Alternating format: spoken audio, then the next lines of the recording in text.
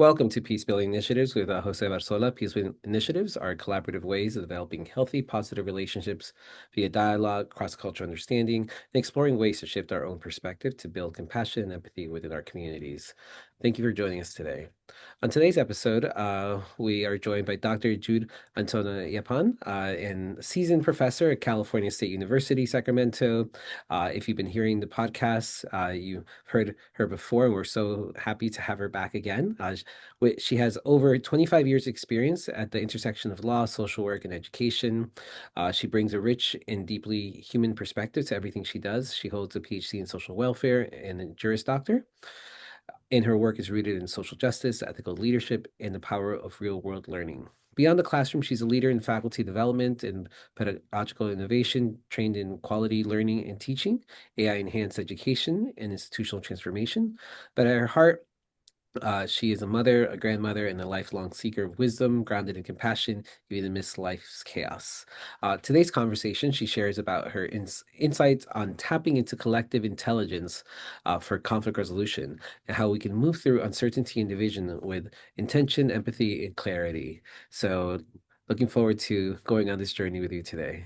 Thank you again for being here with us. Absolutely. So as we get started, just wanted to kind of, just thank you for your time, your grace, for, I always come out of these conversations with more insights and more questions. So I've really enjoying this bit of a series. So first off, let's discuss the meaning and significance of collective intelligence based on your understanding of its use for conflict resolution. Oh, absolutely. Thank you, Jose, and for that introduction. And you and I know that conflict resolution is a lifelong process. All of us face conflicts from the moment, in fact, we come into this world, even if we may not phrase it as such, because every interaction with the environment, with other beings, is tinged with certain level of ambiguity, certain level of anxiety until we begin to understand that life is a continuous stream of understanding and knowledge gathering and action for a purpose, for a higher purpose. So in our last segment on integrative intelligence, we talked about self-actualization and how we integrate our cognitive, our psychodynamic, and our behavioral components into a sense of coherence. So now we go to a step further and think about our immersion in this collective intelligence. And collective intelligence generally is understood as multiple sources of viewpoint, multiple sources of intelligence are better than one. So, say for instance, in the age of AI, when we have the capacity for synthesizing enormous amount of information and data, we can have humans and machines work together collaboratively to bring all those sources of information and synthesize it on any given topic. And because we have this human machine interaction or human technology interaction, the outcome is synergetic. It is likely to be more actionable and more insight oriented than if I were to make a decision by myself. And so, why is that important for conflict resolution? And if you think about conflict resolution, having acknowledged the fact that conflict is an ongoing process of life, whether it's intrapersonal or interpersonal or group conflict or regional conflict or state conflict or international conflict, the conflict is something that we experience on a regular basis. Some conflicts are far more endemic and far more toxic and intractable. Other conflicts are easily solvable, or at least we can find a compromise and a mutually acceptable solution. So we know that, for instance, a mediation is a form of conflict resolution. Arbitration is a form of conflict resolution. Adjudication is a form of conflict resolution. So we engage in different forms of conflict resolution, but often without the benefit of this collective sources of intelligence.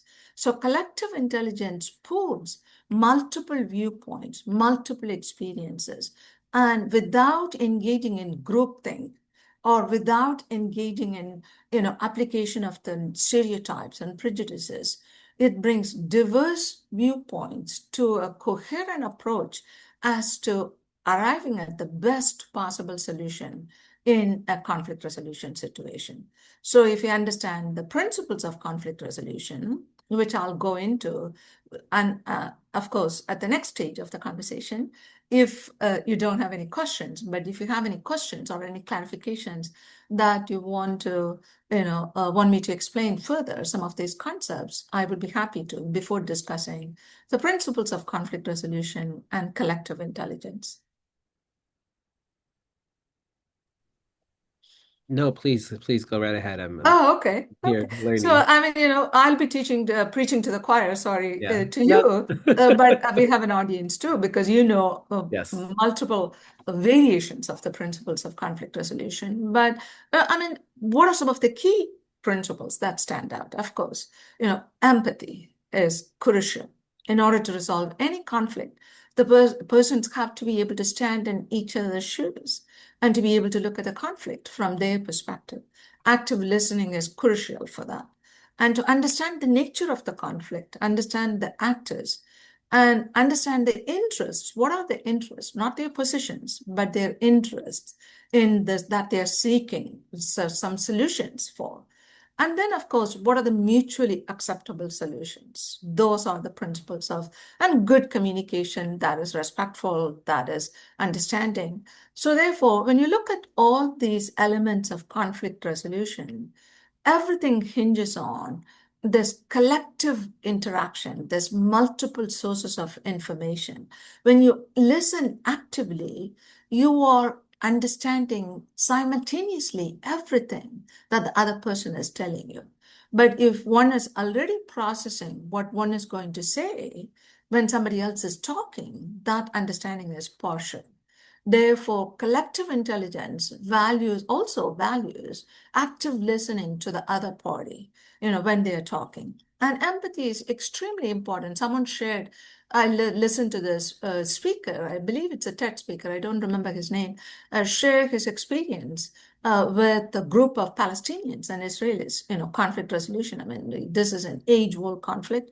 We are witnessing it every day and hearing what could be vicariously traumatizing, discourse around this conflict. And this person had 6 Israelis and 6 Palestinians, trying to solve at least some elements of the conflict. And they, first day they just talked and everything, and and then emotions were high. And then the next day, one of them, Israelis, got up and said, I am explaining my understanding of what it is to be an Arab and with a 17-year-old and cross the checkpoint. And he said he sees the checkpoint. He's walking with the 17-year-old and he sees the guard at the checkpoint, and he is sweating, he is trembling a little bit, and he explains his emotions. But all of that is not for him. He's just worried that his 17-year-old son is going to make just any move, maybe move his hand in a certain way, or maybe put his hand in his pocket, or anything that would be misinterpreted by the guard, that would initiate an adverse, response that might hurt his son. And when he said that with such emotion, such understanding, one of the Arab, members of the team got up and was literally moved by that sharing, because an Israeli who who would potentially identify with the God was identifying with what it is to be an Arab in a land that has constantly, for years, have been undergoing this conflict back and forth. And that set the tone for a next level of understanding. So that is empathy in action, right? And that include active observation of what it is to be that person in that particular context, and to be able to narrate it with dignity, with understanding, as if he is experiencing that. That moves human being, because collectively we all have that collective intelligence. We are all told, from the beginning, like, don't go out late at night. don't do this, don't do that. But most of everything that has been communicated to us by way of this collective shared norms, which forms part of our individual collective intelligence, that's other component of it. We all have individual reactions to this part of collective intelligence, which consists of our mores, our folkways, our customs, our socialized patterns, which varies from culture to culture, but we tap into that too to protect ourselves, to react to unfamiliar situations. But most of them are fear-based. That's the problem. Most of them are bias-based. Most of them are prejudicial. Most of them are based on stereotypes. And there's a tremendous amount of ambiguity and tremendous amount of lack of trust in our own individual, part of what we understand as collective intelligence, that when we look at our societies. But there is when members come together and talk about their perceptions of what this problem is and how they would like to solve this problem. There is multiple interactions taking place at multiple levels when empathy is the key attribute, when a respect for each other is the foundational framework, when dignity for the life of the other human being, everyone in a group becomes a predominant concern, then the principles of conflict resolution resonate with what collective intelligence is, our own individual understanding of it. And when groups of people come together to solve problems, they arrive at a solution that is better than if an individual's viewpoint is taken. So therefore, I would say, some of the things that have to happen in a collective intelligence, based group, collaborative initiative is that we have diverse viewpoints. We have diversity, number one.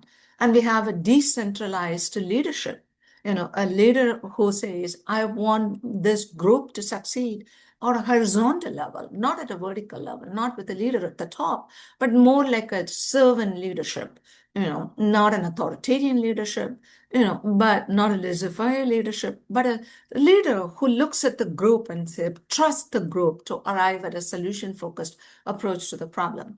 And also decluttering of our biases and prejudices, because every human being walks with certain degree of bias, some more than the others, and decluttering that.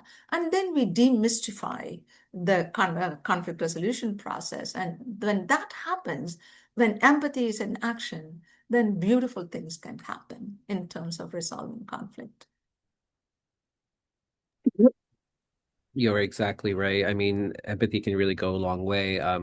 I find that the troubling part is just getting people to actually talk to each other, to actually take the time to get beyond, like, to use the analogy, they're blinders, you know, getting one to shift. One of the things I always say in when I do talks is about shifting your perspective from, like, are we trying to figure out who's right or what's right? Meaning, are we trying to figure out the ego? Mhm. We're gonna have an argument otherwise in this case. But if we can figure out what's right for the collective community as a whole, and not just community of like this neighborhood, but like let's say this nation or humanity as, you know, human rights across the board, not because you were born in one place or you look differently. Is it, are you offered different rights? Then we can actually have a conversation, a discussion. So, uh, Exactly. yeah, Yeah. it is just, but it takes time. And sometimes part of it is making time to listen to people, even if you don't agree with them, and trying to somehow see where their train of thought is going. Because I like to think hopefully most people would, reciprocate or acknowledge the fact that, oh, this person's actually taking the time to practice active listening. And so, but it is far too few of us, unfortunately, that are doing this.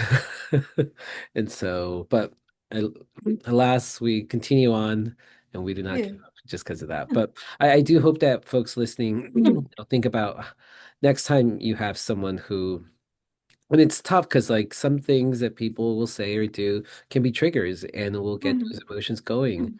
But how can we you know, take a pause, or maybe if it's someone that you see on a consistent basis, maybe you're just like, I can't engage in this right now. Um, Let me come back to you, you know, and then hopefully once someone's in a better mind space. So yeah, it is. Thank you so much for this conversation. Now you shared a little bit already about key principles, the shared emotions. Wondering if you might talk a little bit about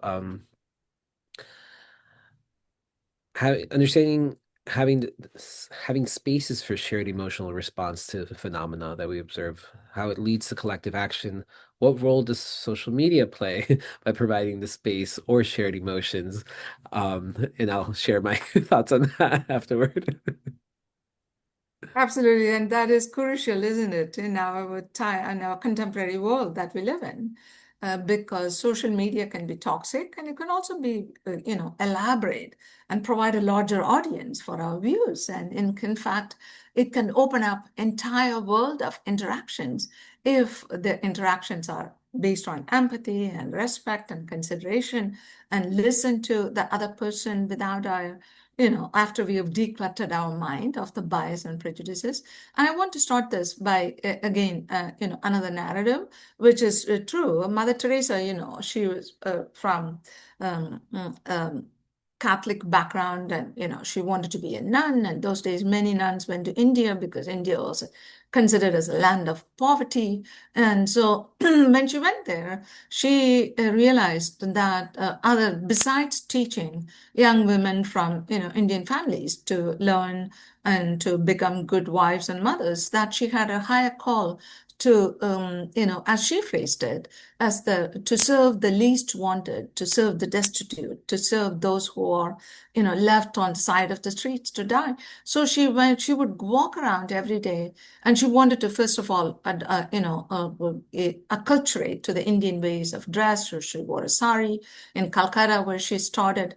And so she went around begging because she didn't have a congregation. She was just a nun. So she would pick up all the individuals who are lying on the by the streets, or who are destitutes, and she would take them, and she would go and beg the shopkeepers and others around for something for the poor. So one day when she was going on her rounds of begging, a shopkeeper spit on her stretched hand. She would always stretch her hand for the poor, she would say, and he spit on it. And so she withdrew that hand and extended the other hand and said, "That was for me, and now for the poor." And to me, that is a quintessential instance of both spiritual intelligence, integrative intelligence, and collective intelligence, because she was being guided by a higher sense of duty, and a higher sense of, based on her spiritual belief.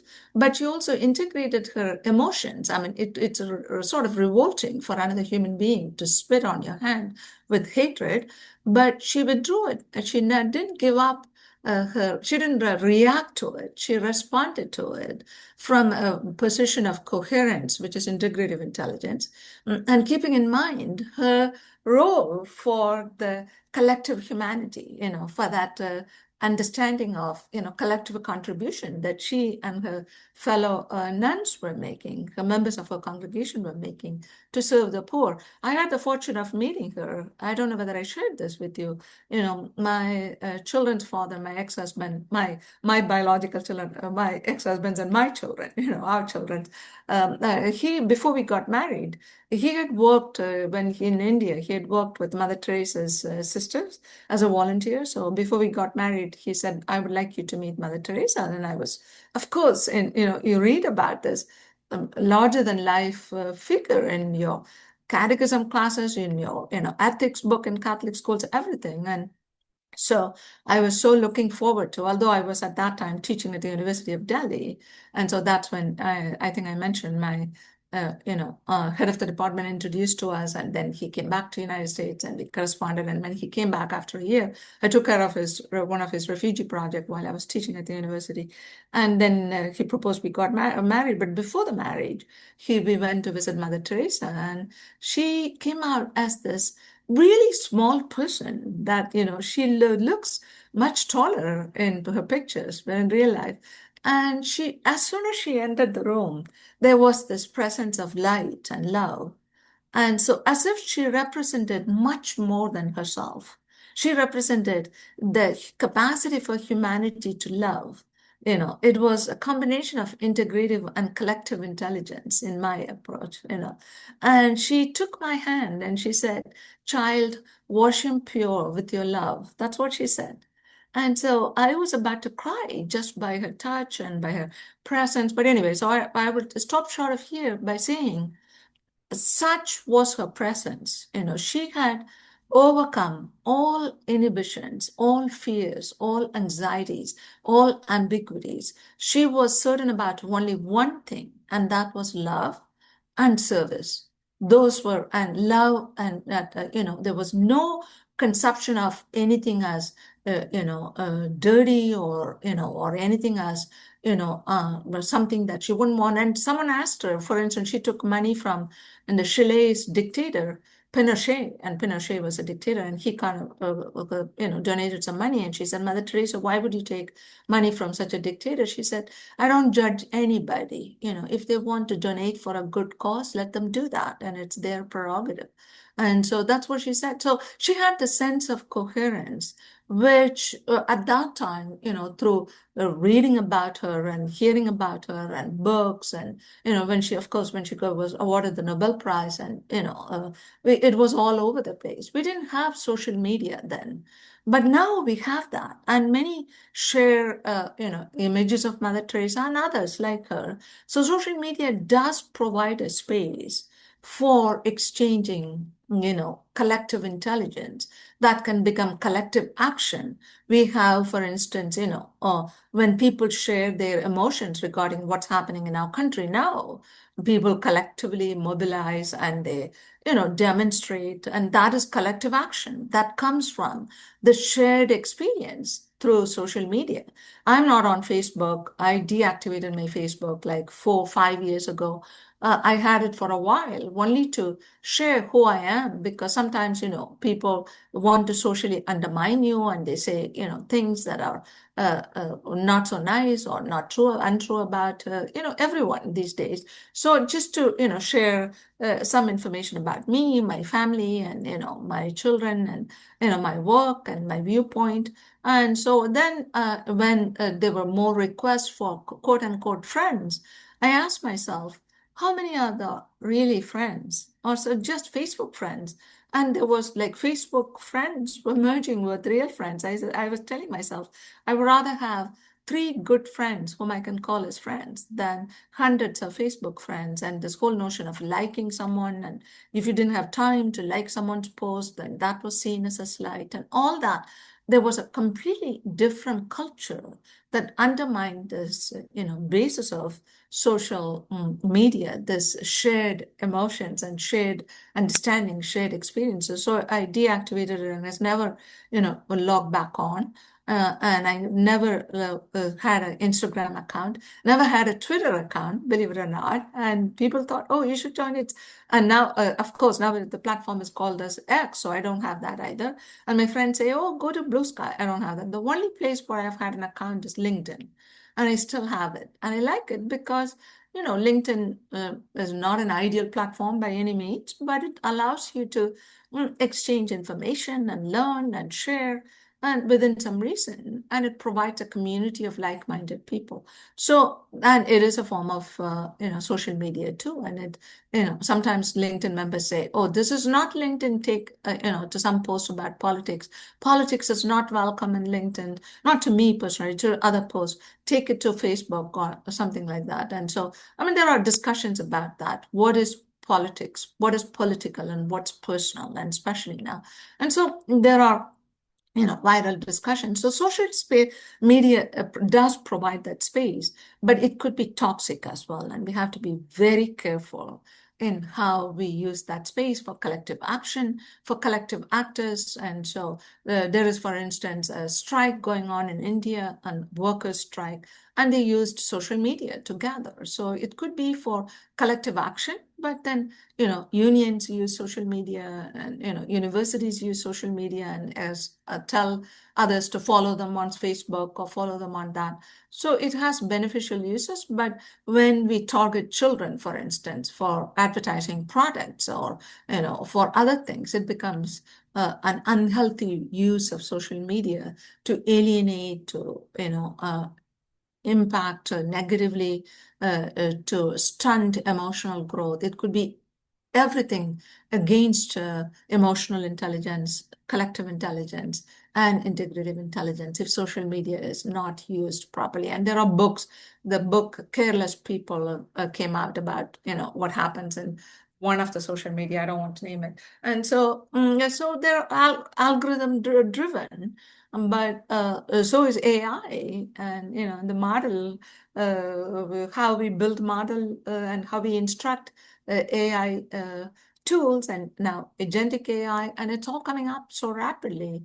So it's almost like saying we better get our act together as human beings, know who we are, how much respect we have for each other, how much dignity we want to bring into our interactions, how we stay true to our loved ones and those who depend on us. All of that is going to matter so much now, and that's why collectively we say we unite, come together to share our perspectives and have collective solutions to problems.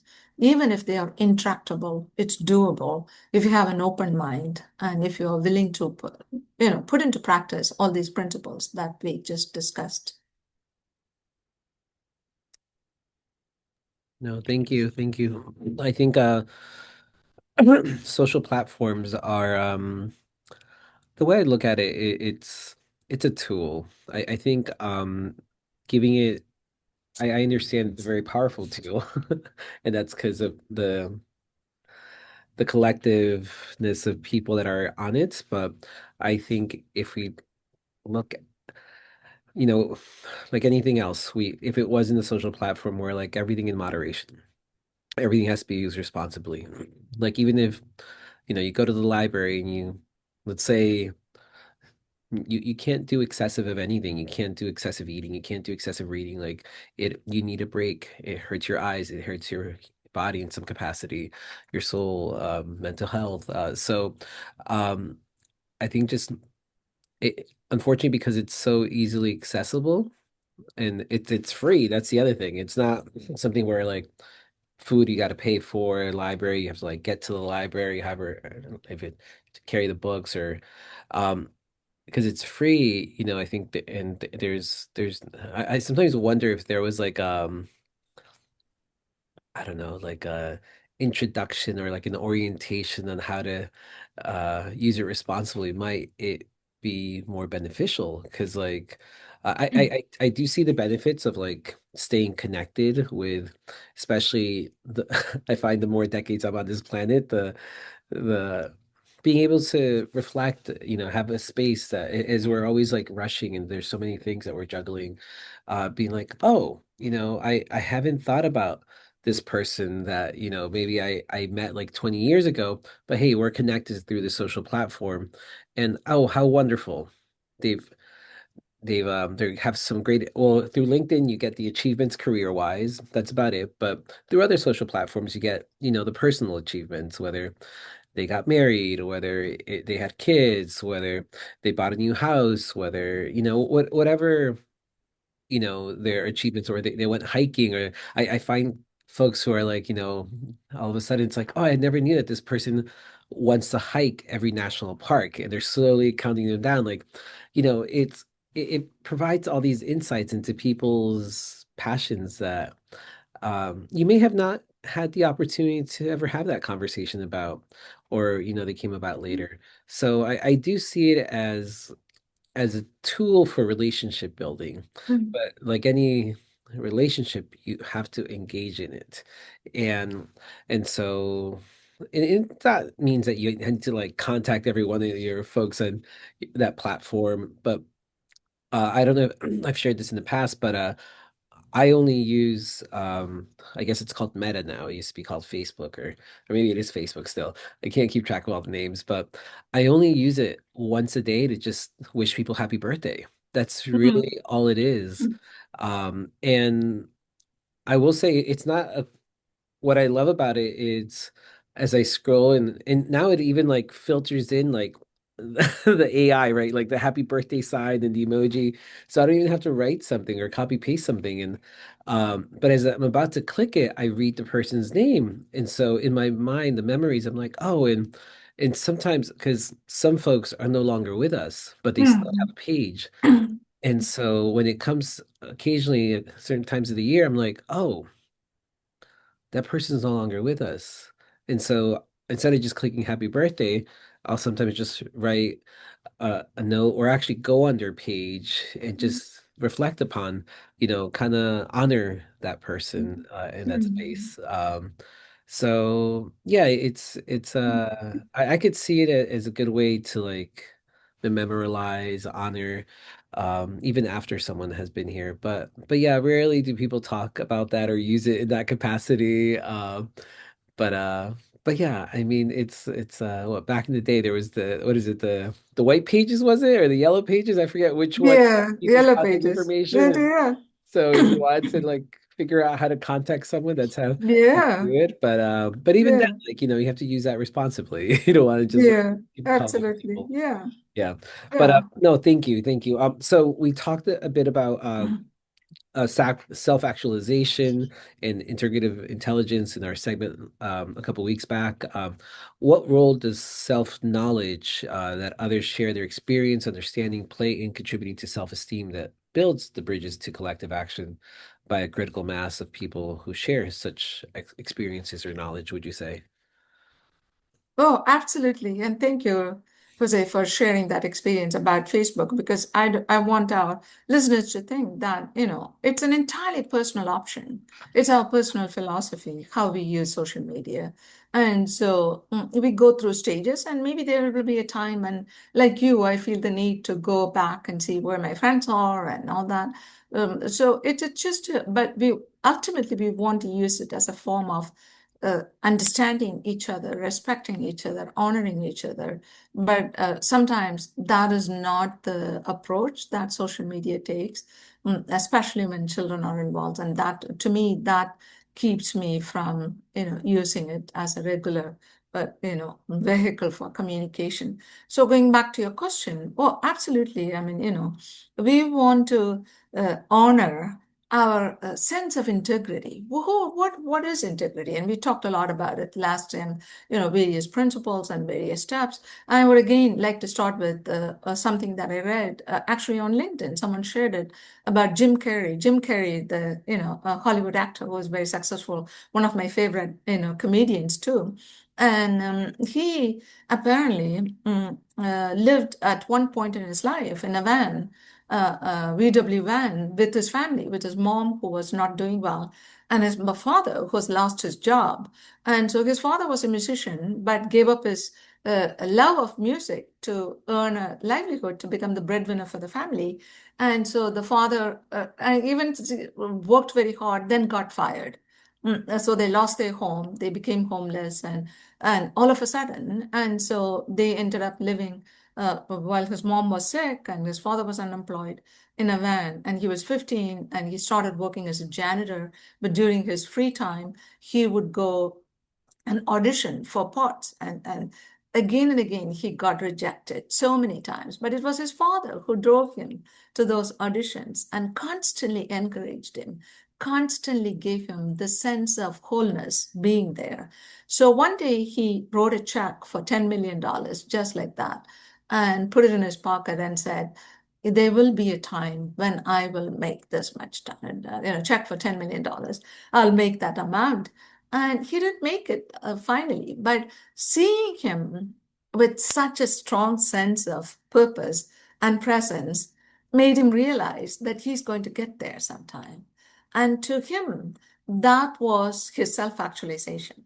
And he didn't have, if you strictly use Maslow's hierarchy of needs, he didn't have housing, he didn't have, I mean, he had some food. Sometimes they didn't even have food, he said. All that they had was their laughter and their fun. So that's humor. He was talking about the importance of humor. And so but he had the security of his family, love. And so, collective intelligence is transcending our own individual, limitations to build our sense of that integrity, which we all have, that coherence, to a greater, achievement. That's what Jim Carrey achieved because he had his love of this father who drove him and who supported him. And even though they didn't have everything that was ideally required for American families, they were living out of their van. Even then, he had the audacity, this healthy, hopeful optimism to write a check for himself for $10 million, which he promised to himself he visualized as earning one day. And then he ended up being, such a philosopher of life. If you listen to his Oscar speeches and other things, there was always a sense of larger than immediate circumstances, immediate accomplishments.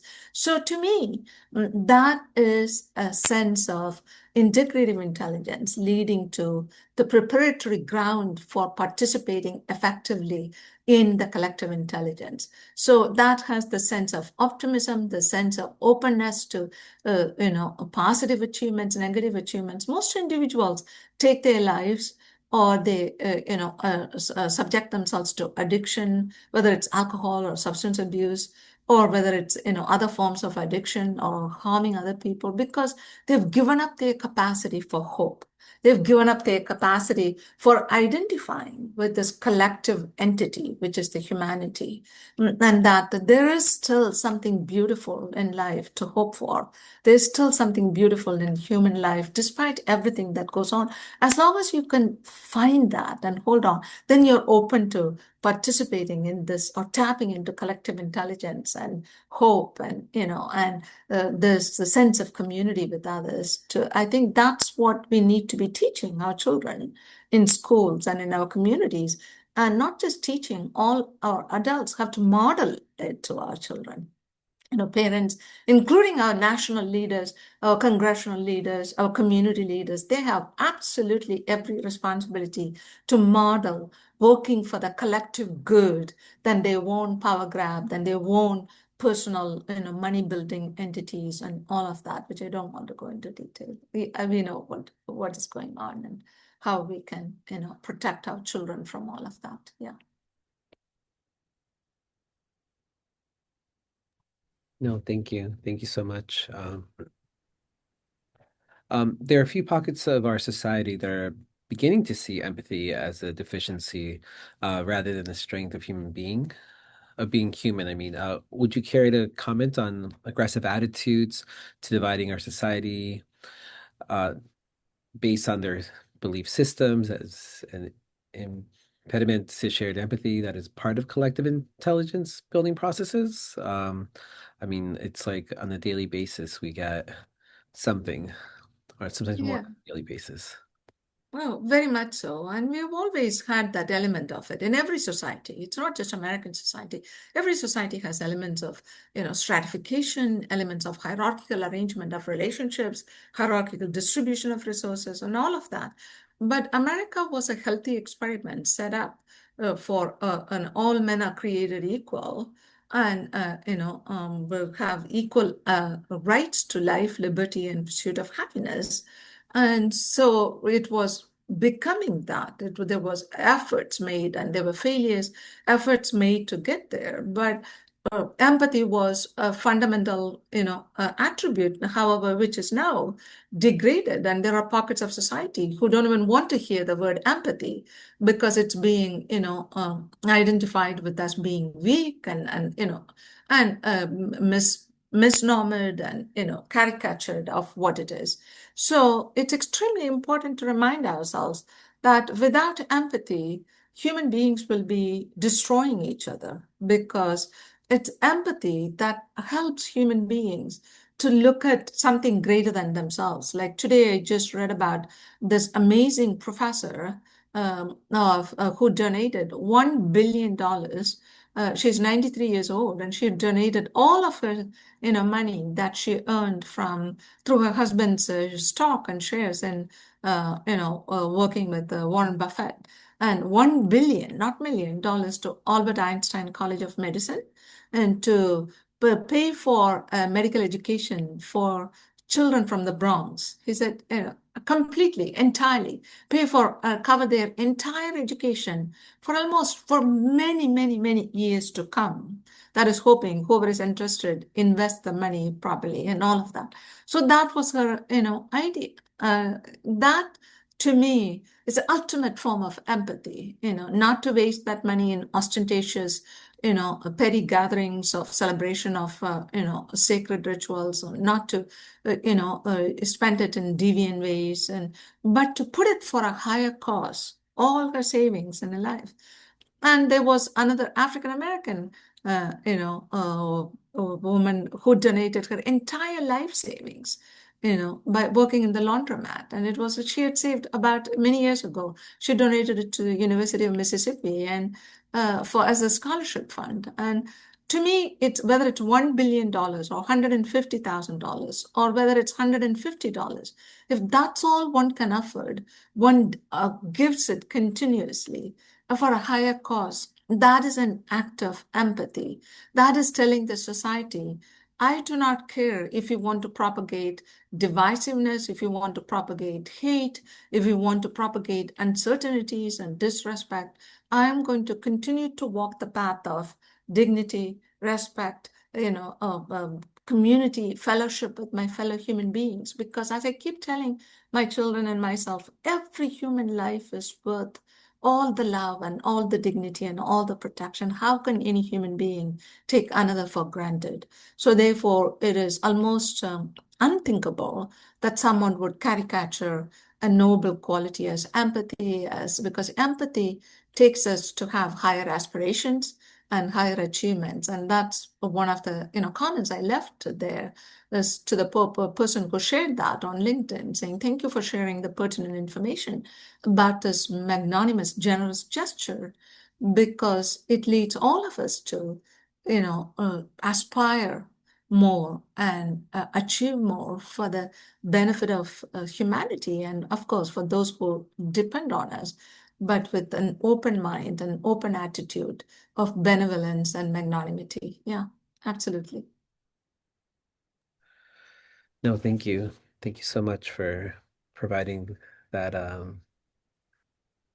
getting us to shift our perspective. I think as we tend to I mean, just to be completely blunt, like there's a lot of fear out there with what's happening. I think but one thing I've also noticed is like if we look at history,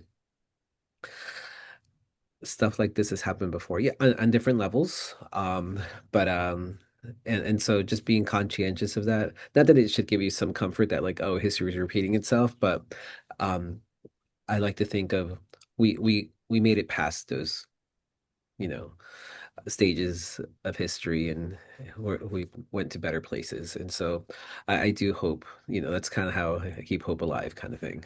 Yeah. Um, This too will pass. I yes, mean, yes, cruelty and disrespect and treating fellow human beings badly, those are temporary phases. Love is the continuous stream of consciousness, in my yeah. limited, humble view. And as long as we don't allow ourselves to be impacted by it, of course, we are all impacted because we are human, but arise from that and Finding say, ways to manage the yeah, impact. I think that's key. Um, and having spaces to talk about it, I think is what's yes, important. Um, Not feeling as though, oh wait, we can't talk politics, or oh wait, yeah, what do they say? Religion and politics, don't talk about it. yeah, But I think if you've truly nurtured some beautiful relationships, um, share what's going on in your mind. I think that's key. It's yes, you talked. kind of leads me to the next question about almost all societies have set in place certain commonly valued processes that they develop as a component of collective intelligence. How do you suggest can societies respond to faulty or destructive practices that are presented as holding value because of the historical trajectories of shared understanding? Yeah, I mean, you and I know, I mean, as university instructors and professors, that we experience ethnocentrism, sometimes on a daily basis. You experience it no matter what. I mean, I'm sure you've traveled internationally, I've traveled, and there are pockets of individuals and communities who still hold, maybe mostly out of ignorance, mostly because of not having been exposed. So I initially would sort of shrivel away from that kind of responses.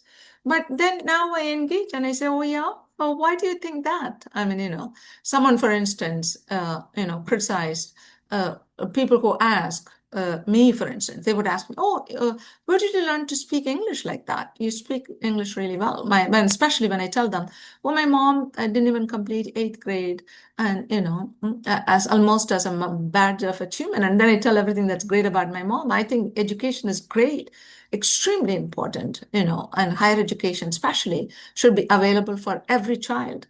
But she grew up at a different period, but that she adjusted her integrative intelligence and collective intelligence to grow through her faith, through her interactions, through her community, and all of that.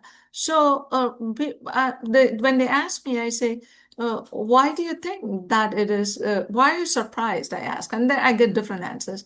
Then someone said at the Harvard, actually, when I attended the Negotiation and Leadership Institute, the person who actually conceived all that, Professor Guhan Subramanian, he teaches at the Harvard Law and Harvard School of Business and a world-renowned negotiator. He said people ask him, oh, you speak English so well. And he said, oh, that's good because that's the only language I speak. And so then they can't believe that he's actually, from America and he's actually born and brought up in America and all that because of the way he looks.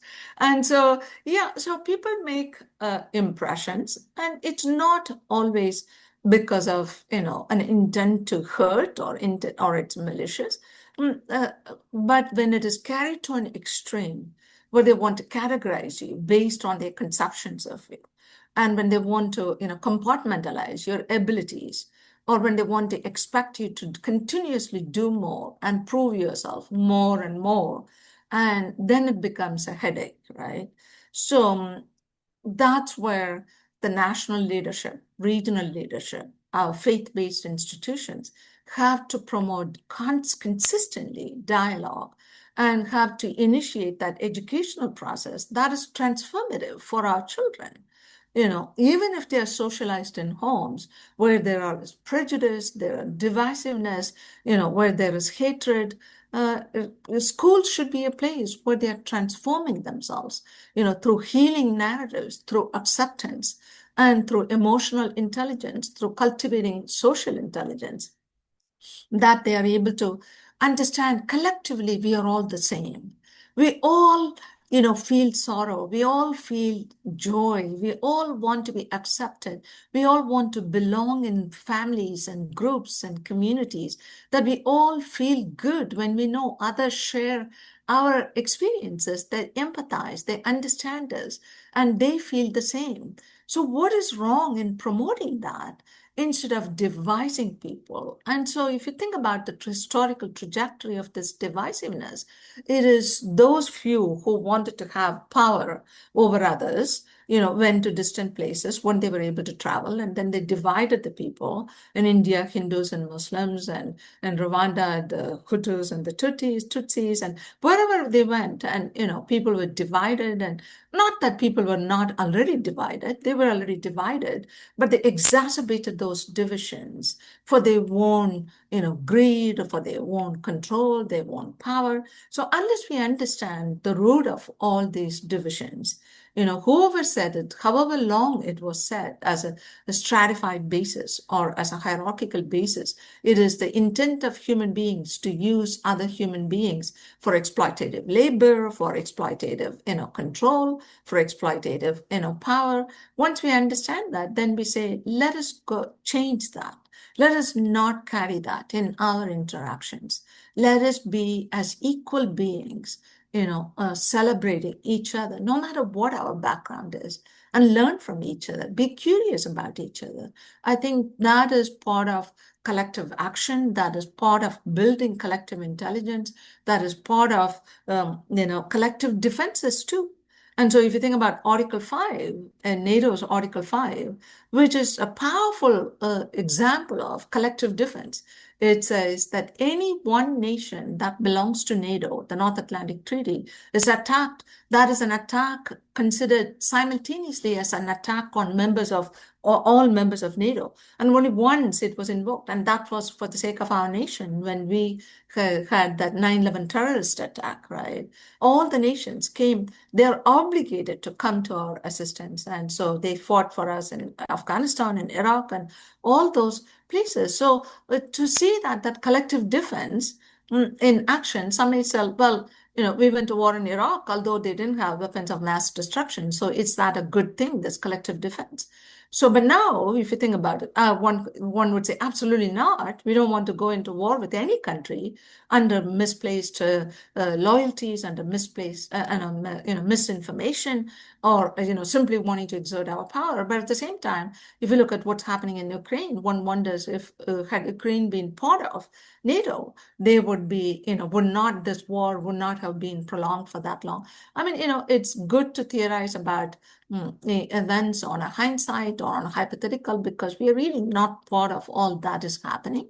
But what we really want is a moral compass, an ethical outlook, all human interactions, whether it's individual, between individuals or groups or regions or states, nations, and internationally. And we want to, have like an understanding of what it is to be human that sets us apart from other creatures in nature. And I'm not devaluing the presence of other creatures. I'm saying, we want to honor everything in existence, but humans have an obligation to treat each other with respect and dignity and hold humanitarian law as absolutely above, misinterpretation and for selfish use.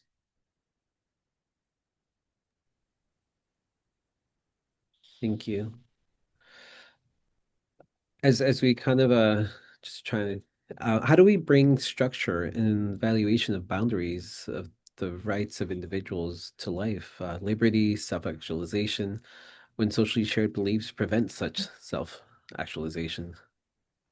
Oh, absolutely. I mean, it's 1960s was a time in the United States. I want to start with that as an example where collective action, collective actors like Dr. King, and everyone who fought for civil rights, and those who made music like Bob Dylan and so many others, and asked how many times should a man, so many things. How many times should a cannonball fly? And before so many questions, we already know the answers that nobody should be subjected to unwanted death. And so music and philosophy and social action, everything, education, and came together to create the 1964 Civil Rights Act and the 1965 Voting Rights Act.